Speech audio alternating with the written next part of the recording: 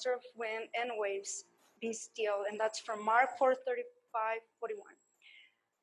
So we all are experiencing a storm in a way. Maybe it can be the COVID that we are right now, not being able to have a job, or having to have been left from your prison, not prison, from your job, or you don't know what's going on. Also, family members, or even some people from church, you don't get to see them as much anymore because of what's going on with COVID. But also, it could be that you are struggling with a different type of a storm. It could be a personal or spiritual storm. So God had placed this message in my heart a long time ago, even before all of this happened. But I'm really stubborn, and I did not want to put it all together because it does take a long time to put a message. I don't know if you guys ever actually stop to study the Bible. Even if it's only one small verse, it takes a long time. And also to put it all together so that other people could understand it, it takes a long time. So now I understand why my dad takes a nap after church, because it can be really hard to put a message all together. So I just found that interesting that finally a month ago I decided, you know what, I need to just put it all together and just bring it. That's just what I need to do. So the other thing too is the first part of the verse, I will put it up there, but I don't know if you guys know, but I'm a preschool teacher. Here's the thing, I'm gonna have to have you guys do the work. I will not put most of the verses up there. So I'm only gonna put it next to it. So this way you guys can go back and look for it. Or if you have your Bibles or your electronics, you guys can look for it. I will read from it, but I will not put it up here. So just letting you guys know that's what's gonna happen, okay? So if you guys go to Mark 4:35. Oh, by the way, see, take a look. This is all my stuff. That's how crazy. I'm like, oh my gosh, I need to just put it all together because otherwise I'm lost here.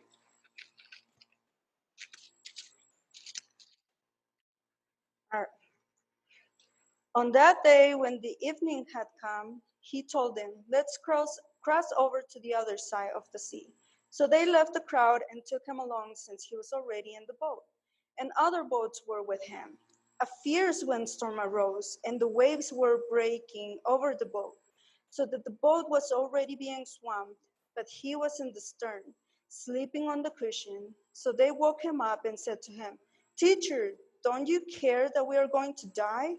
He got up, rebuked the wind, and said to the sea, Silence, be still.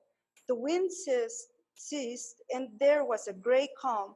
Then he said to them, Why are you fearful? Do you still have no faith? And they were terrified and asked one another, Who then is this? Even the wind and the sea obey him. So the first part I wanted to talk about was this verse right here, verse 36, where it says, They left the crowd and took him along, since he was already in the boat. When I read the part, I laughed a little bit because I wonder, why does it say that they took him along since he was already in the boat? Like, it almost seemed to me that they didn't realize Jesus was going to come with them, but yet Jesus was already there. So I could only just picture Jesus sitting on the boat and the disciples saying, oh, well, I guess we're going to have to take him because he's already in the boat. So I thought it was kind of funny in a way. And then if you keep reading, it says, and other boats were with him. I found that part also interesting because it says, and other boats were with him.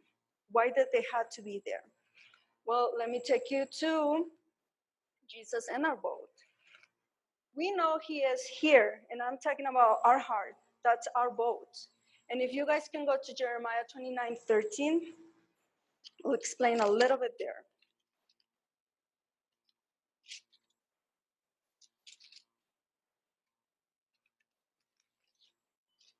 Yeah, I'm giving you guys time because I also have to give myself time. There you go. It says, you will seek me and find me when you search for me with all your heart. When will we find him? when we search for him with all our heart. That's how we know that he's in our boat, because he's in our heart, right? We search and we'll find him. And if you go to James 4:8, it will also talk about how we can also find him in our boat, in our heart.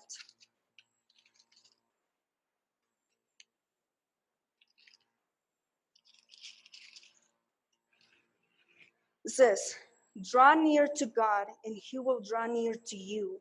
Cleanse your hands, sinners, and purify your hearts, double-minded people. When we draw near to God, how do we draw near to him? Through his word, through prayer, right? That's the only way. You cannot go to the internet and find just whatever anybody else is saying, because you know what? How are you going to believe whether they're saying the truth or not about who God is? Only through his word. Last week we heard from Pastor Phil that says, your word is a light unto our your word is a light unto our path and a lamp unto our feet. I think that's how it goes. Or did I put it? So it goes like that, right? So that's the only way it will direct us and have us closer to Christ. The other way to know that Jesus is in our heart, in our life, in our boat, is through the relationship that we have with him. If you notice, the disciples spend most of their time with Jesus. They walk with him, they talk with him, they ate with him. I mean, 24/7, from morning to night. They had a relationship with Christ. They knew. And that was the other thing, too, that I think about. Why did he pick a specific boat? The specific boat that the disciples were in? Well, it was because Jesus had a relationship with them, with those men, with the disciples. They had such a relationship with him that maybe that's why he stayed on the boat. That's why they had to take him along, since he was in the boat. But that's how we know the relationship that you have with him. So if you can go to John 15:5.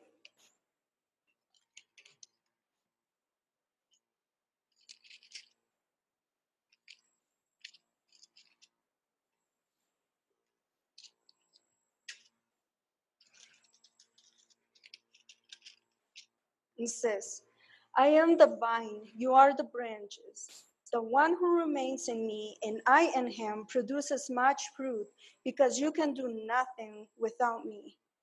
So Jesus is the vine and we are the branches. That's how we know our relationship. What fruit do you produce when people come to you? Do you produce a fruit, a good fruit or a bad fruit? Because that's what we're going to go on to the next later on Matthew, I believe it's in Matthew 7:15-21. But bearing fruits of character. People will know your relationship with Christ. I saw a quote a while back, or I don't know if it was through a movie or from Pastor Phil or somebody, but it said, if you were to be accused of being a Christian, would you have enough evidence? Would they have enough evidence to charge you for being a Christian? And that to me, it always stay with me when I heard that quote, because that is so true. If somebody was to come to you and accuse you and say, hey, I know that you are a Christian, how would they know that you're a Christian? What is it that you are doing? And you don't even necessarily have to talk in order for people to understand and know that you are a believer. And not just a Christian, but a believer too. Because there's so many people out there who say that they are Christians, but that's just a title. That's just a name. Which is so sad, because if you think about Christian, what does Christian mean? Christ-like, right? But people don't act Christ-like. So now we have to actually ask one another, are you a believer, instead of, are you a Christian? Because Christianity, the word Christian no longer applies to how you live. Now it's just become a name. And it is so sad that that has to be that way. But now we have to even ask one another, are you a believer? And even when you ask that, they're like, well, what does that mean? Now you know for a fact they're not. So that, the relationship that you have with Christ. Now, on Matthew 7:15, others may say that they know Jesus or they are all for him, but Christ is not in their boat. As I was saying, there's going to be some people, even in your family, friends and family, They will tell you, oh yeah, I do believe who Jesus is. I know who Jesus is. But then you see the way they live their life. You see that the way they're living is so unholy, and there's no way on earth that they can glorify God in the way they're walking. And so then you have to sit back and realize, do I want to be around this person, or should I just move away? And it's so sad, especially when it comes to family members, because we all love our families. We do. But when we have to step aside and either take God's side or our family's side, that's the hardest. But then we have to take that. We have to realize that God is so much more, and we just have to trust that He's going to take care of those family members. So if you guys go to Matthew 7:15-21,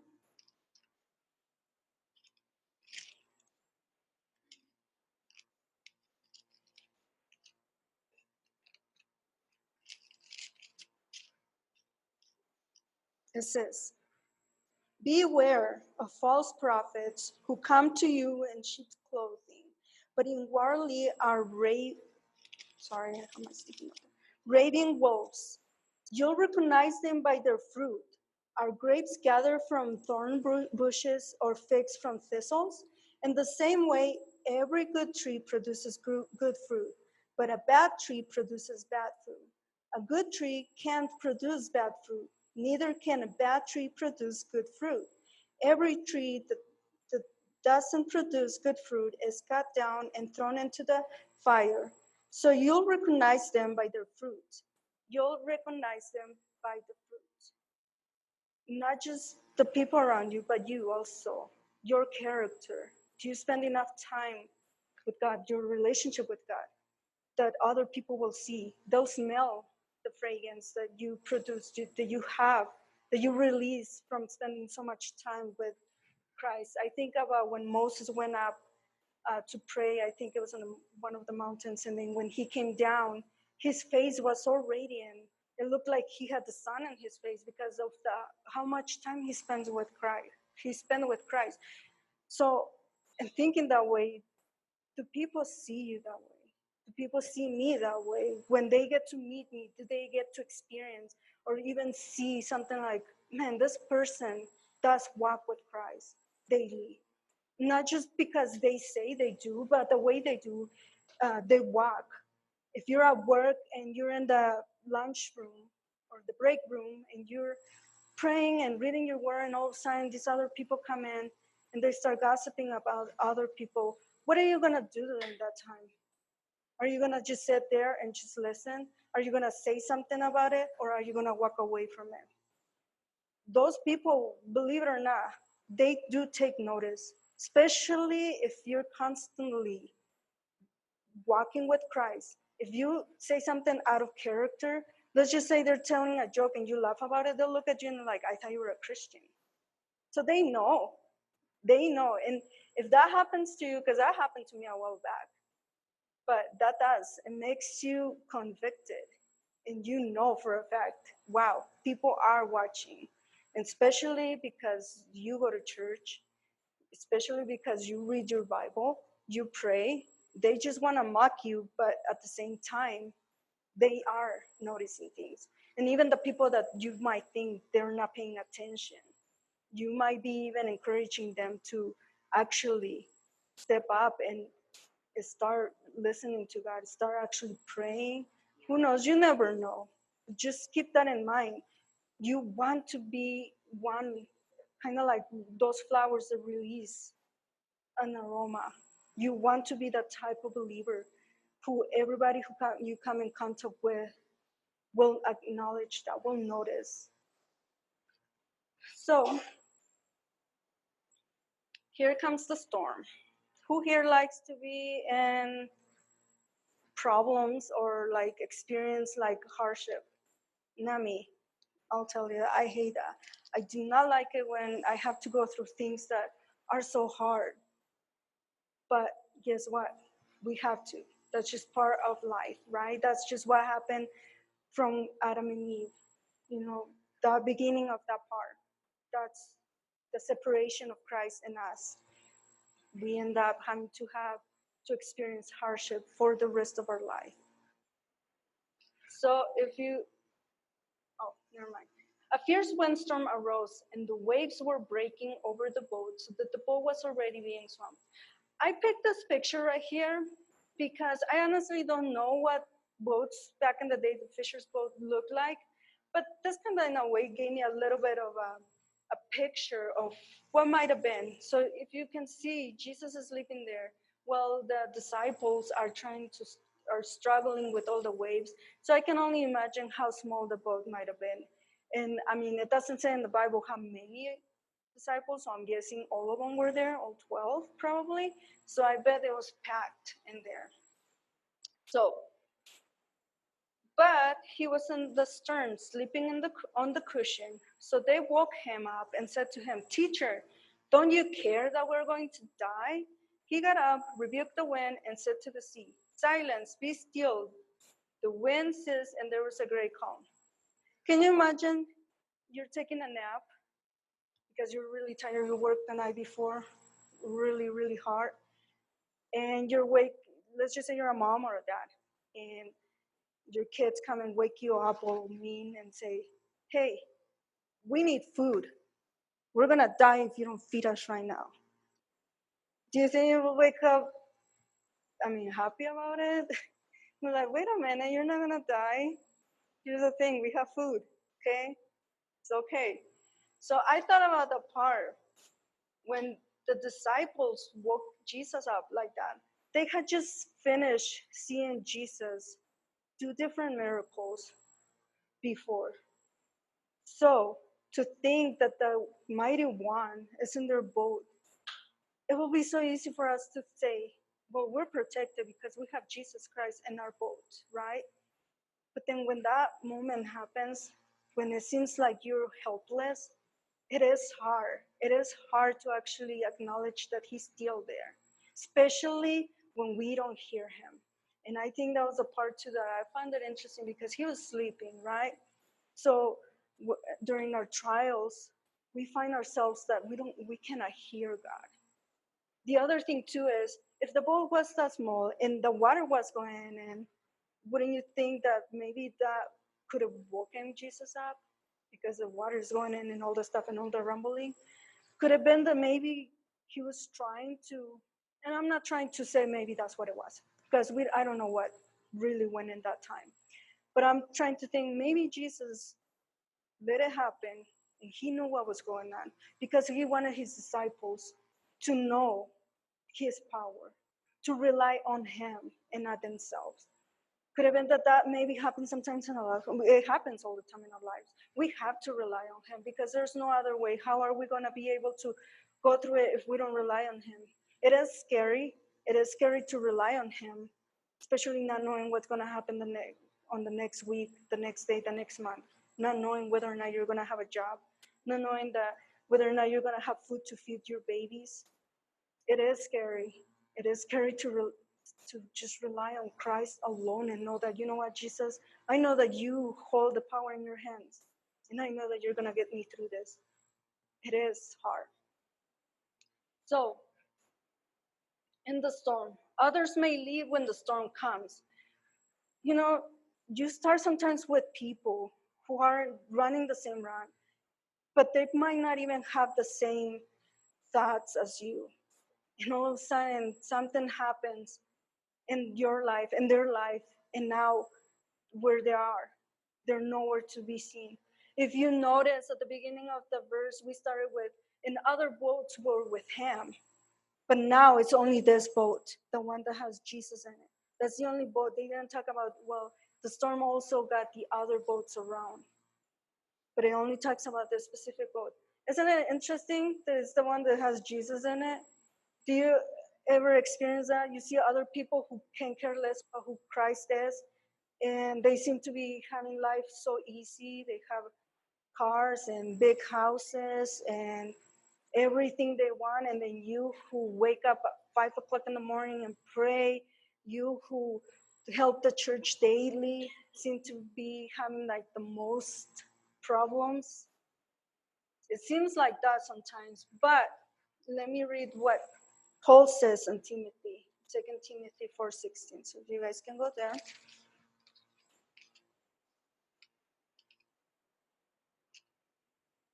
It says, at my first defense, no one stood by me, but everyone deserted me. May it not be counted against them. Man, I think Paul was really awesome in saying that, because it is, you just want to blame others. As soon as the storm comes and you're all by yourself, you just want to say, well, you weren't there with me or for me. Why should I help you later on? It is so easy to say that. But then Paul says, may it not count against them, because he knew the struggle that he was. And I think the other thing, my favorite part, is the next thing, which is Christ still in the boat with us through the storm. It might seem like he's not, but he's there. And then Paul says, but the Lord stood with me and strengthened me. I don't know about you, but when I read the part, it gave me chills and I wanted to cry. I'm not going to cry, so don't worry.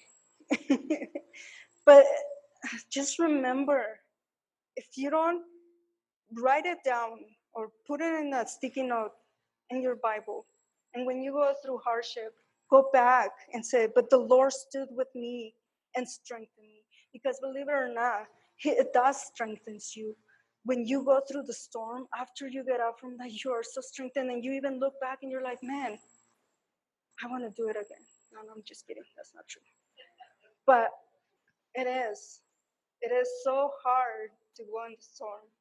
In the storm, do we rely on Christ or our own strength?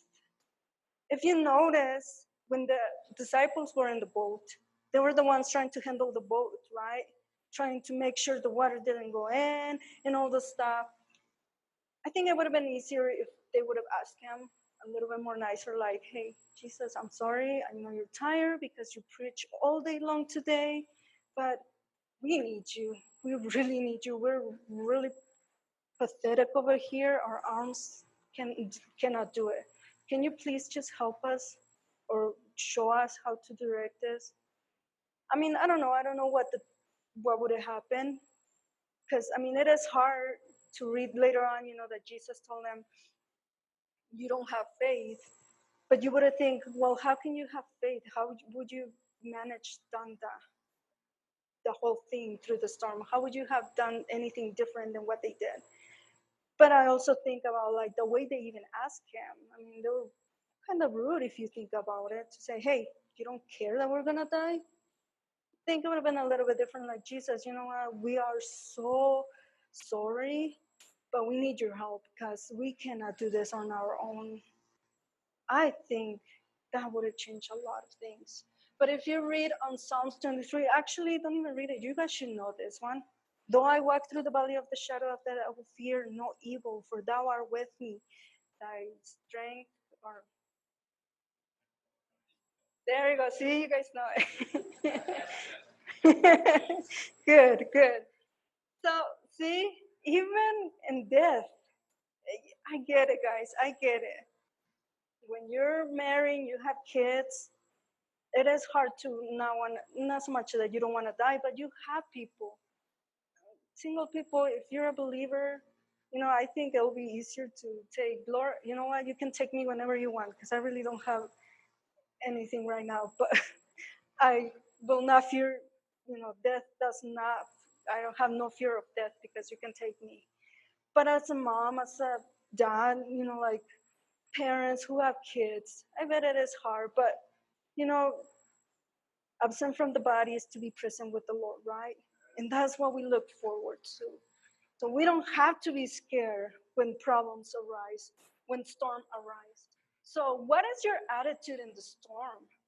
Do you guys get upset at God because what's going on in your life? Or do you guys rejoice?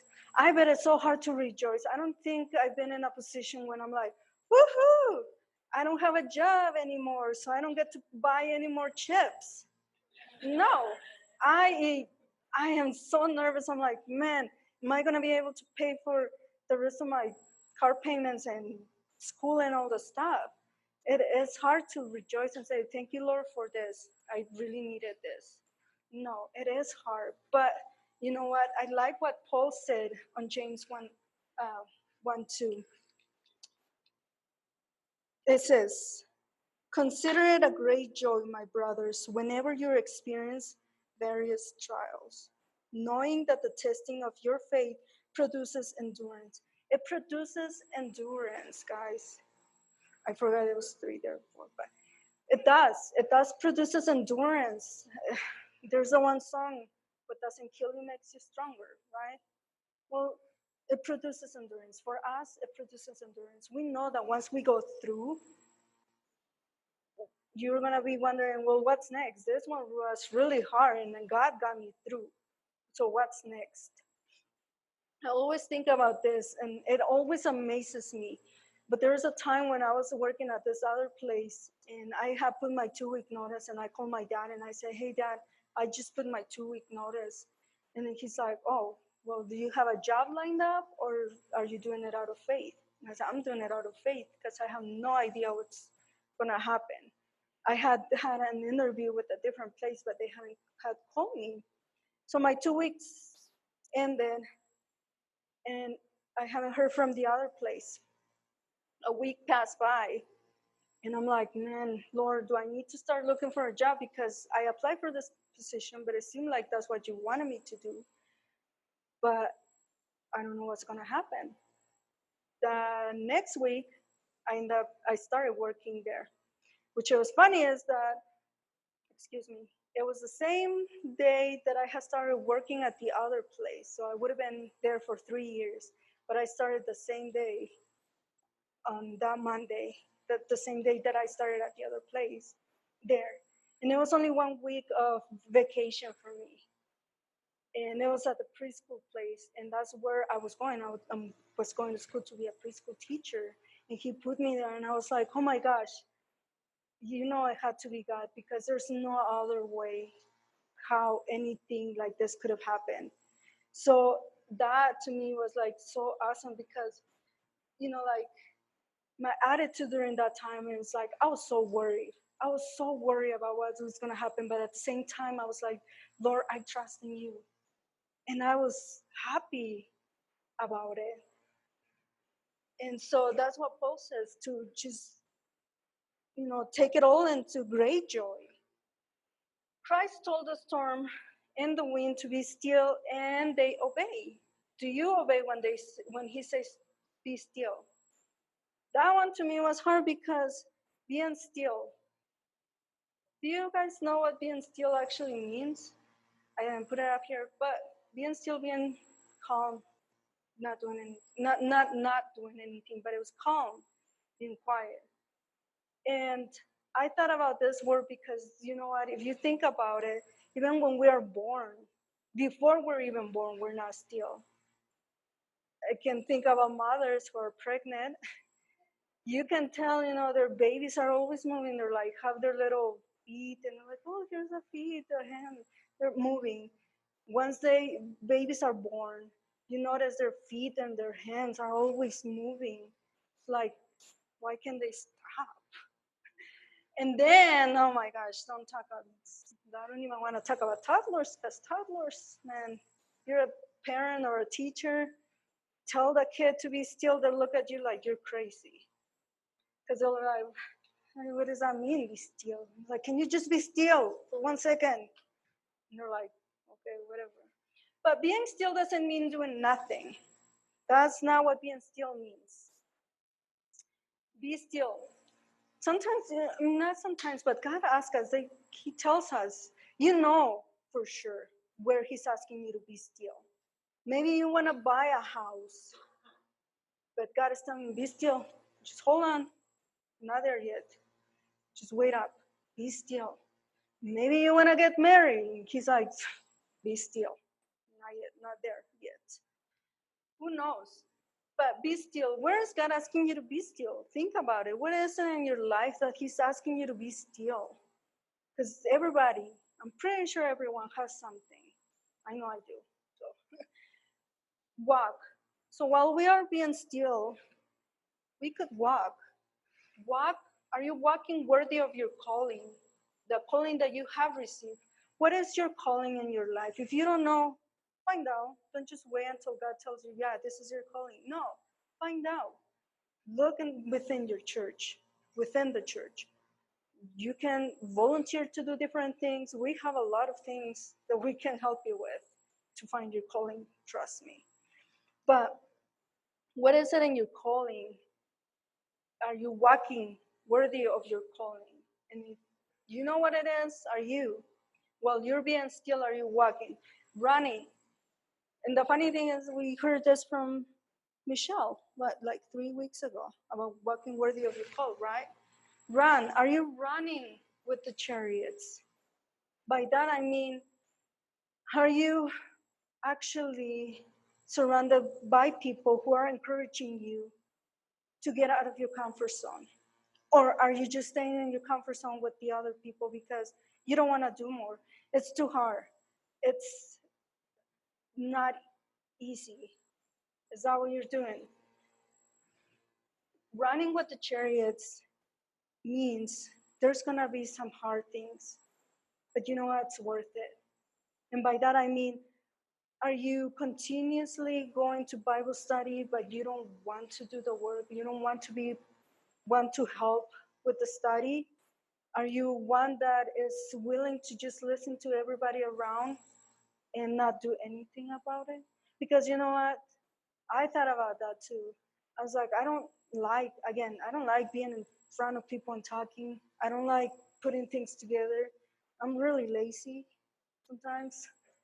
But you know what? I'm tired of drinking just milk. I want meat. Yes, you guys were gonna have to hear about food here because I'm a cruise. You know, I take after my dad. I love food, so yeah. I'm tired of just wanting to eat the milk. I want more food. I want more. And the thing is, I had a picture when I was reading this because we have a table full with food that Jesus gives us. And all we want is just to take the crumbs, to take the things that fall off the table. I want to be on that table. I want to be on that table eating whatever's in there. Menudo, burritos, who knows? Whatever's in there, I want to eat the stuff in there. I'm tired of eating the stuff on the floor. I don't know about you guys, but God gives us so much more, and we just want to take little things. And it's not fair. It's not fair. If it's yours because He says it's ours, take it. Don't just take the small things. He wants to give us so much more. So then He said to them, "Why are you fearful? Do you still have no faith?" And they were terrified and asked one another, "Who then is this? Even the wind and the sea obey Him." We have peace. Out of the storm, we have peace. I wanted to talk about something really quick on the start where it says, "Why are you fearful?" It always reminds me, we shouldn't have to be afraid, but it reminds me, my niece and my nephew, Priscilla and Elisha, they like to do this all the time. One of them wants to go upstairs and get a toy, but they're scared. And the other one will say, "Don't be scared. Jesus is in your heart." It is so, believe it or not, it's so easy because you've been in that position where, like, it's okay. I have to kill the spider, but Jesus is in my heart. You know how scary that is to actually have to kill a spider and say that Jesus is in your heart? That is scary. And I just wanted to point that out because why are we fearful? We don't have to be afraid, but we have peace out of the storm. And so if you guys read on John 16:33,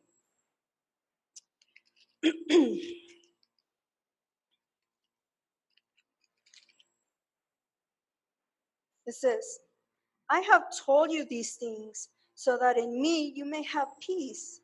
You will have suffering in the world. Be courageous. I have conquered the world." Did you notice that? He said that we will have suffering in this world. He never said that we won't have to experience any kind of suffering because we have Jesus. No, we still have to go through that. And He tells us to be courageous because He conquered the world. Brothers and sisters, He conquered the world. That to me was, you're right, Lord. I don't know why I'm so afraid of having to do math because I hate math. But you know what? You conquer the world.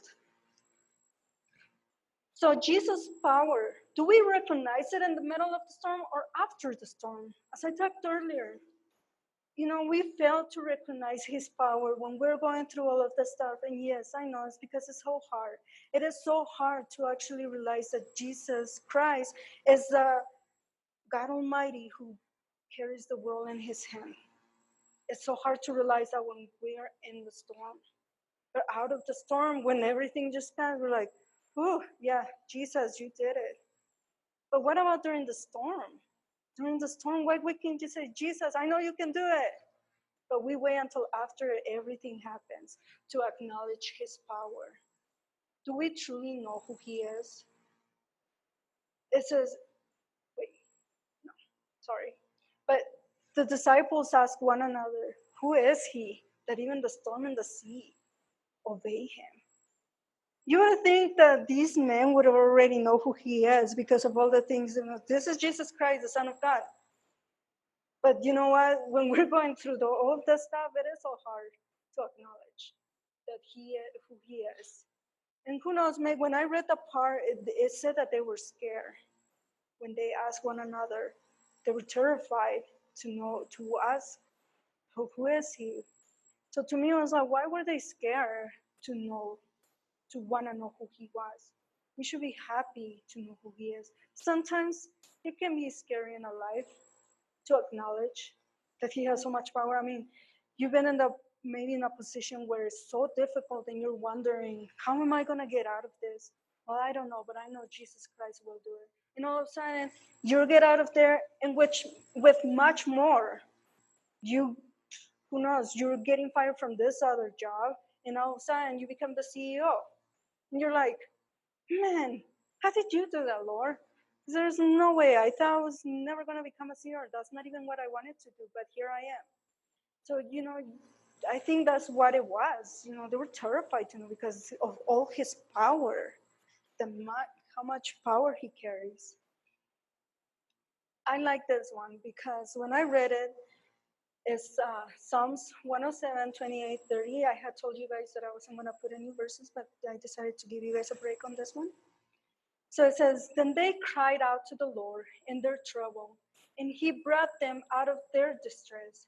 He stilled the storm to a murmur, and the waves of the sea were hushed. They rejoiced when the waves grew quiet.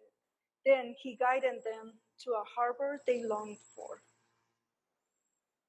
I found this interesting. I'm not as good at finding out more stuff, but to me, when I read this, it made me think about the disciples in the storm.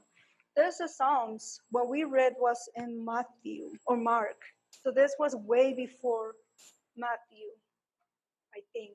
Again, I'm not really good with like all the books and all the stuff, so I'm sorry about that because so now I'm talking okay. Anyway, so when I read that, it made me think how many times he was with them, and not just the disciples, but whoever they were talking about here. Maybe he was talking about them on this part. The sad thing, though, is that the disciples also, later on, if you read the scripture later on, they're in the boat. Peter, everybody, they look in the distance and they're like, that's a ghost. To me, it's like, why would they think it's right away a ghost? Then they see as Jesus and Peter, the first thing Peter says is, Lord, call me so I can go to you. And Jesus says, Peter, come. What does Peter does? He starts going towards him, right? And all of a sudden he looks left and right and he realizes that he's actually on water and he starts sinking. And Jesus again says, Peter, why did you doubt me? Again, this is, and the thing is this is not going to be the first or the last time. They continue doing this, for some reason, Peter is the one that gets in trouble most of the time. But we do that. We all do this all the time. We see his power in the storm and after the storm. And yet we still go back to that place where we're like, I forgot, Lord. I forgot that. So in closing, I want you guys to remember our relationship with Christ will determine how we'll handle the storm. How are you going to get in the storm? Are you praying? Are you walking, worthy of your call? Are you reading the Bible? Those things prepare. Believe it or not, they do prepare you. If you start your day by reading the Bible, by first of all talking to Him, the whole day, it helps you. It helps you be able to make wise decisions. How are you gonna talk to your spouse or your sister and brothers, or any family member or friends? It helps you make the right decisions when you start with Him first. In the storm, acknowledge His power and who He is. We all now get to know that it is okay to be in the storm, because you know what? He will strengthen us and get us through. He always gets us through the storm safe. I don't think I've known anybody that's gotten, well, a believer. I don't know about unbelievers because I don't know that part yet, but I don't know about any unbeliever who has gone through something really rough and comes out from it and say that God did not get him through. I don't know, and maybe there is. I don't know. I haven't met anybody yet, so once I met one, I'll let you guys know. But He always gets us through, no matter how hard the circumstances are and how hard and bad the storm may get. He always gets us through.